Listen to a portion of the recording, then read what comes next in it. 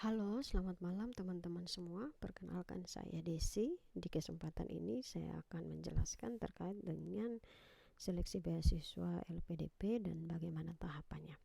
Jadi untuk seleksi beasiswa LPDP ini tahapannya sama saja untuk teman-teman yang dari jalur reguler maupun dari jalur afirmasi. Jadi tidak ada pembeda terkecuali teman-teman yang memang punya LOA. Jadi di sini saya akan menjelaskan sedikit terkait dengan tahapan yang bisa di-skip oleh teman-teman kalau sudah punya LOA. Jadi untuk proses seleksinya terdiri dari 3 tahapan. Yang pertama adalah tahapan administrasi, kemudian seleksi bakat skolastik, dan juga substansi. Nah, untuk tahapan yang kedua ada pengecualian untuk teman-teman yang sudah punya LOA. Jadi untuk uh, kalau misalkan teman-teman sudah punya LOA unconditional dari kampus, berarti teman-teman tidak perlu ikut tes bakat skolastik lagi. Tetapi untuk skip seleksi bakat skolastik ini, teman-teman dalam LOA yang tercantum itu tanggal intake-nya tidak boleh lebih cepat dari tanggal pengumuman kelulusan LPDP. Jadi memang ada ketentuan untuk teman-teman yang sudah ada LOA unconditional, sehingga itu menjadi hal yang perlu untuk teman-teman perhatikan. Seperti itu. Jadi untuk seleksi administrasi masing-masing jalur itu beda dalam administrasinya. Jadi teman-teman bisa untuk memperhatikan panduannya.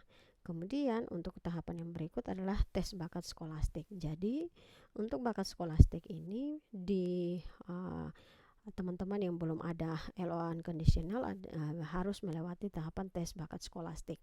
Nah, untuk tes bakat skolastik ini atau yang biasanya disebut dengan TBS punya nilai untuk setiap jalurnya. Jadi kalau kami yang daerah afirmasi, khususnya untuk daerah NTT, kemudian Maluku, Ambon, Papua, dan juga 90, pokoknya ada 98 daerah afirmasi itu, untuk nilai passing grade-nya, untuk nilai passing grade untuk batch 1 tahun 2023 itu nilainya 90. Sedangkan untuk teman-teman yang reguler itu nilainya lebih tinggi. Jadi untuk tes bakat skolastik silahkan belajar.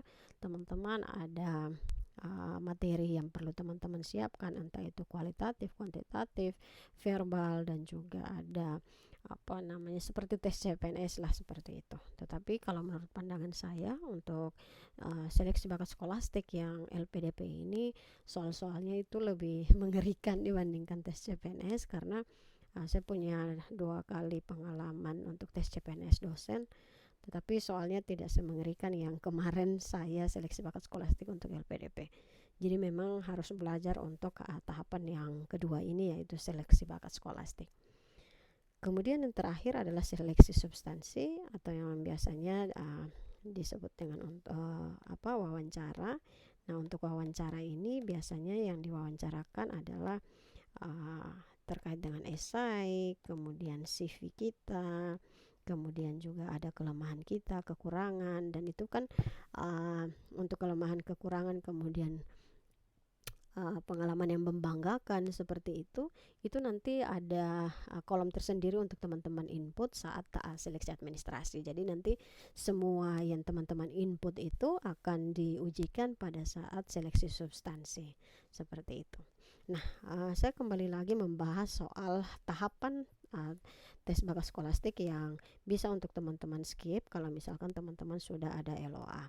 Jadi katakanlah begini, kan untuk LPDP ini kan kalau batch 1 kemarin itu kan dimulai dari 25 Januari sampai final pengumumannya itu di tanggal 8 Juni tahun 2023. Nah, dalam range waktu yang ada ini, teman-teman ketika teman-teman mau mengskip tes bakat skolastik ini, artinya bahwa teman-teman harus tes kampus lebih dulu. Jadi dalam tahapan teman-teman seleksi LPDP, teman-teman juga melakukan daftar di kampus. Nah, kampus yang dipilih adalah sesuai dengan list LPDP. Nah, katakanlah teman-teman sudah daftar di kampus, katakanlah kampusnya UI. Nah, setelah teman-teman mengikuti SIMAK UI, di situ kan ada mulai dari tes pengetahuan akademik, bahasa Inggris dan lain-lain. Pokoknya mengikuti tahapan seleksi masuk UI lah. Nah, setelah dinyatakan lulus, setelah lulus, teman-teman kan nanti dapat nih surat yang menunjukkan atau menerangkan bahwa teman-teman sudah diterima di kampus UI. Nah, LOA yang diterima dari kampus inilah yang nanti dilampirkan pada saat teman-teman seleksi administrasi ini. Jadi diupload, kemudian LOA inilah yang menjadi tumpuan untuk teman-teman itu tidak perlu ikut yang seleksi bakat skolastik seperti itu. Namun teman-teman, di dalam panduan itu nanti dijelaskan ada ketentuan terkait dengan LOA yang diperoleh. Jadi katakanlah teman-teman sudah lulus nih dari kampus UI, terus LOA-nya ini kan biasa di situ menerangkan bahwa teman-teman tercatat sebagai mahasiswa dengan intake kuliah itu mulai dari tanggal katakanlah 1 Agustus sampai dengan 2 tahun kemudian, seperti itu. Dalam LOA akan dicantumkan tuh kita akan kuliah berapa lama di situ. Nah, yang menjadi ketentuan di sini adalah tanggal yang tercantum di dalam LOA tidak boleh lebih cepat dari tanggal pengumuman LPDP. Jadi kan kita pengumuman LPDP kan 8 Juni nih. Kemudian kita tidak boleh di dalam LOA itu tidak boleh ditulis bahwa kita akan mulai di katakanlah tanggal 7 Juni. Ini kan belum pengumuman LPDP nih.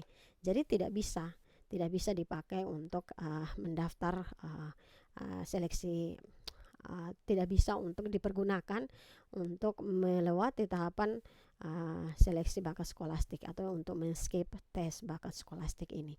Jadi untuk ketentuannya adalah karena kita pengumumannya tanggal 8 Juni, berarti 1 bulan setelah 8 Juni itu baru teman-teman bisa untuk dalam LOA-nya itu bisa menerangkan bahwa teman-teman itu akan mulai kuliah. Jadi artinya pada intinya adalah pengumuman LPDP harus mendahului tanggal intake masuk kampus, seperti itu.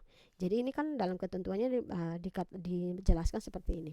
Seleksi beasiswa tahap 1 diberlakukan untuk perkuliahan paling cepat bulan Juli.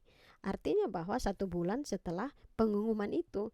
Kenapa 1 bulan? Karena katakanlah kita lulus tanggal 8 Juni, kemudian tanggal yang diperbolehkan oleh LPDP untuk kita dimulai dibiayai adalah bulan Juli.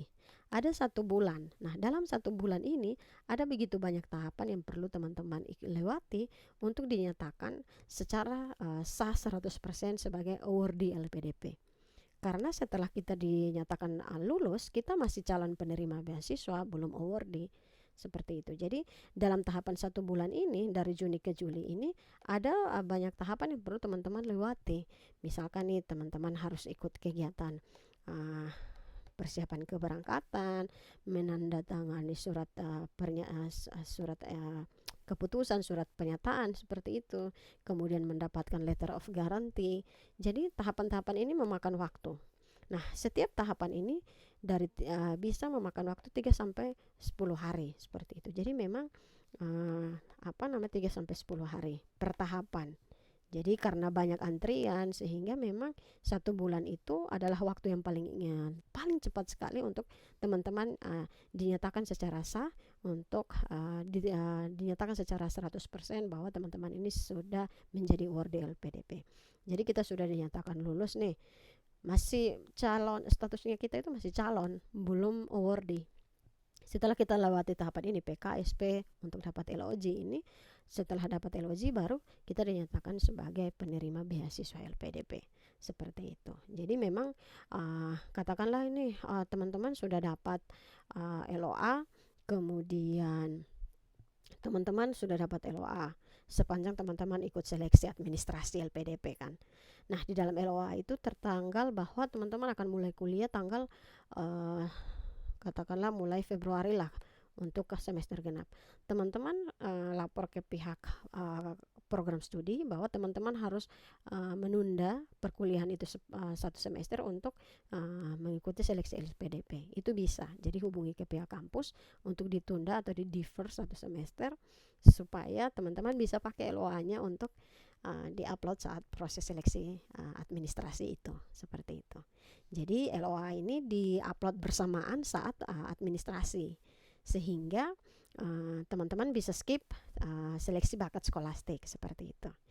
Nah, jadi kalau misalkan intake-nya Februari ya tidak bisa, karena itu kan LPDP masih dalam proses seleksi. Jadi tidak bisa kalau misalkan teman-teman dapat LOA yang intake-nya Februari, seperti itu. Jadi teman-teman hubungi pihak kampus untuk menunda, jadi menunda perkuliahannya ke semester ganjil. Jadi tinggal tunda saja ke ganjil, itu kan intake-nya Agustus. Nah, kalau untuk Agustus sudah cocok. Agustus itu sudah cocok karena kalau kita pengumumannya 8 Juni, teman-teman dari Juni ke Agustus ini kan masih ada 2 bulan nih. Nah, 2 bulan ini sekurang-kurangnya waktunya cukup lah untuk mengurus setiap tahapan yang sudah saya jelaskan, yaitu mulai dari mengikuti PK, menandatangani surat pernyataan, kemudian mengurus LOG. Itu memungkinkan untuk teman-teman bisa kuliah di bulan Agustus, seperti itu. Nah, terus teman-teman yang dari daerah Firmasi ini kan punya nih, ada satu fasilitas yang difasilitasi oleh LPDP, yaitu pengayaan bahasa.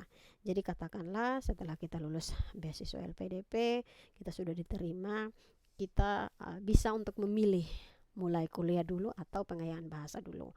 Jadi katakanlah kalau teman-teman mulai kuliah ya pengayaan bahasanya tidak usah diambil. Kalau mau pengayaan bahasa ya boleh.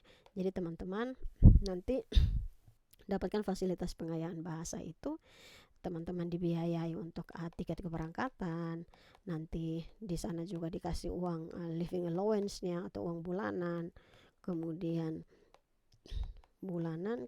di akhir dari kegiatan PB akan ada juga kegiatan pengayaan afirmasi. Nah, kegiatan pengayaan afirmasi ini hanya untuk teman-teman yang dari daerah afirmasi dan juga teman-teman dari putra-putri Papua. Jadi memang banyak sekali fasilitas yang ditawarkan oleh LPDP untuk kita semua, seperti itu. Jadi tergantung pertimbangan teman-teman. Kalau memang kepengen cepat-cepat kuliah boleh, atau misalkan mau memanfaatkan semua fasilitas yang dikasih juga boleh. Jadi kalau kita ambil PB biasanya itu bisa 3-6 bulan. Kemudian TOEFL dan IELTS itu biasanya yang bisa untuk extend atau perpanjang itu hanya kelas IELTS. Jadi kita yang TOEFL bisa dapat fasilitas 3 bulan atau 6 bulan. Kemudian untuk kampusnya sudah pasti fasilitas kampus yang dikasih untuk menjadi tempat kita belajar adalah kampus-kampus terbaik menurut penilaian LPDP, dan memang sudah terukur kredibilitasnya. Seperti kalau kemarin saya untuk dapat pengayaan bahasa itu kebetulan saya dapatnya di Universitas Indonesia, seperti itu. Jadi silahkan tergantung pertimbangan teman-teman. Kalau mau cepat-cepat kuliah silahkan, tapi kalau mau pengayaan bahasa itu boleh. Kemudian nanti dalam perjalanannya kita juga ada pembekalan afirmasi. Nah, pembekalan afirmasi ini juga salah satu kegiatan yang menurut saya sangat seru karena mempertemukan penerima beasiswa dari sesama daerah timur. Jadi kita juga bisa mendapatkan relasi yang baru, seperti itu. Jadi tergantung teman-teman. Tinggal pilih saja, mau langsung kuliah boleh, kalau misalkan mau menikmati fasilitas yang ditawarkan juga boleh. Silahkan memilih. Itu saja teman-teman, semoga bisa membantu teman-teman dalam proses untuk mempersiapkan diri mengikuti proses seleksi LPDP. Terima kasih.